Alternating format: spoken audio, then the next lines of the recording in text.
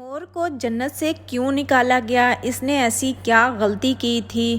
کس وجہ سے نکالا گیا؟ مور جتنا اب خوبصورت ہے اس سے کئی زیادہ گنا جنت میں خوبصورت تھا۔ مور کی خوبصورتی پہ سبھی پرندے فدا تھے۔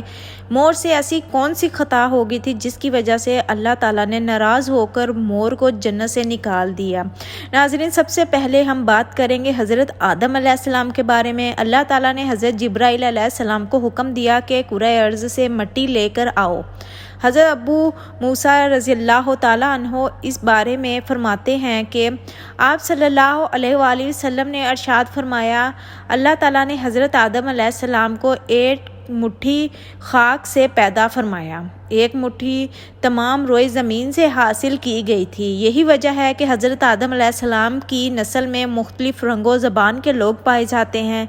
حضرت ابو ہریرہ رضی اللہ تعالیٰ عنہ سے روایت ہے کہ آپ صلی اللہ علیہ وآلہ وسلم نے فرمایا کہ جب اللہ نے آدم کو پیدا فرمایا اور ان میں روح پھونکی تو ان کو چھینک آئی، جس پر انہوں نے الحمدللہ کہا۔ یوں سب سے پہلے ان کے منہ سے اللہ کی حمد نکلی۔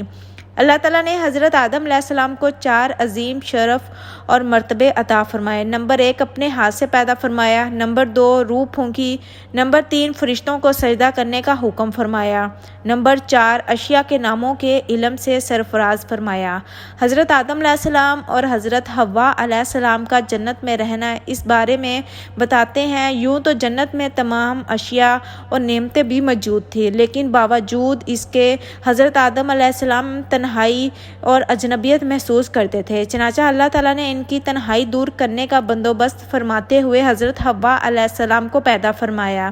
محمد بن اسحاق حضرت ابن عباس رضی اللہ تعالیٰ عنہ سے روایت کرتے ہیں کہ حضرت حوا علیہ السلام کو حضرت آدم علیہ السلام کی بائیں طرف کی چھوٹی پسلی سے پیدا کیا جبکہ وہ سو رہے تھے۔ پھر اللہ تعالیٰ نے حضرت آدم علیہ السلام کو حکم فرمایا کہ وہ اور ان کی بیوی جنت میں سکون کریں اور جہاں سے چاہیں وہاں سے بلا روک ٹوک کھائیں، لیکن اس درخت کے پاس نہ جاؤ ورنہ ظالموں سے ہو جاؤ گے۔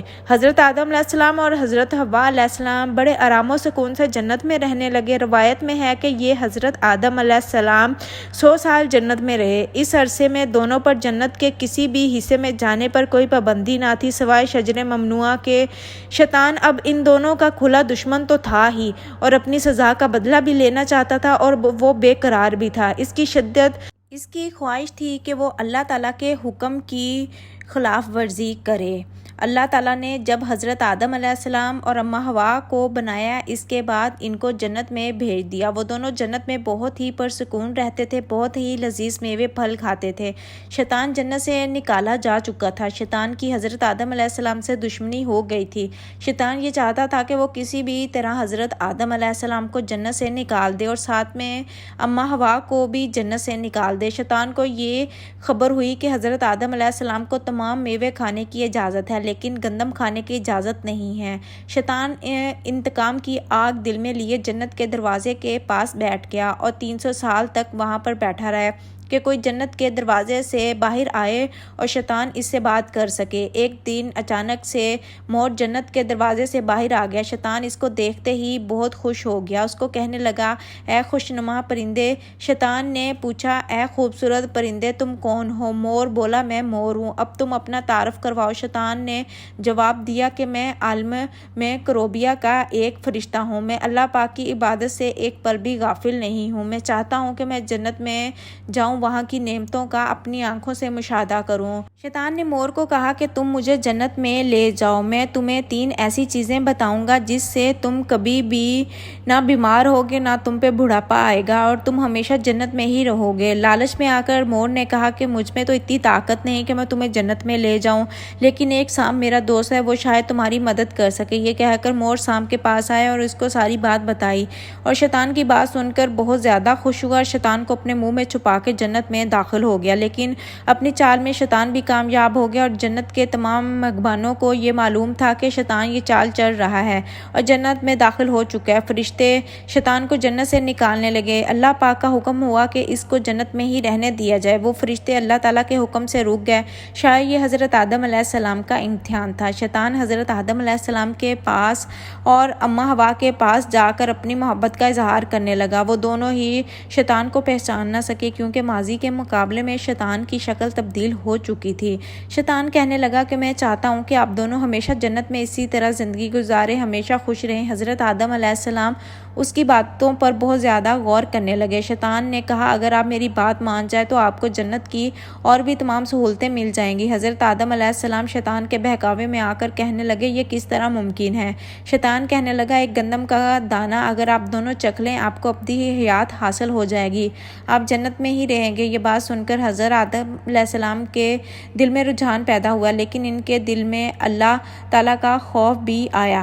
جبکہ اماں حوا شیطان کی باتوں میں آ گئی، ان دونوں نے اس گندم کے دانے کو چکھ لیا۔ یہ کہانی تو بہت طویل ہو جاتی ہے، لیکن ہم مختصر بات یہیں پہ ختم کریں گے۔ اللہ تعالیٰ نے فرشتوں کو یہ حکم دیا کہ حضرت آدم علیہ السلام کو سری لنکا کے قریب نیچے زمین پر بھیج دیا جائے اور اماں حوا کو جدہ کی سرزمین پر جا کر اتارا جائے۔ شیطان کو جنت سے حضرت آدم علیہ السلام کو سجدہ نہ کرنے کی وجہ سے نکالا گیا تھا۔ جن خوبصورت پاؤں سے چل کر مور شیطان کو اندر لے کر آیا تھا وہی خوبصورت پاؤں اللہ پاک نے مور سے لے لیے اور شام کو بھی جنت سے نکال دیے۔ حضرت آدم علیہ السلام اور حضرت اماں حوا کافی عرصہ اللہ پاک سے معافی مانگتے رہے، روتے رہے اور ایک دوسرے سے جدا ہو کر ایک دوسرے کو ڈھونڈتے رہے۔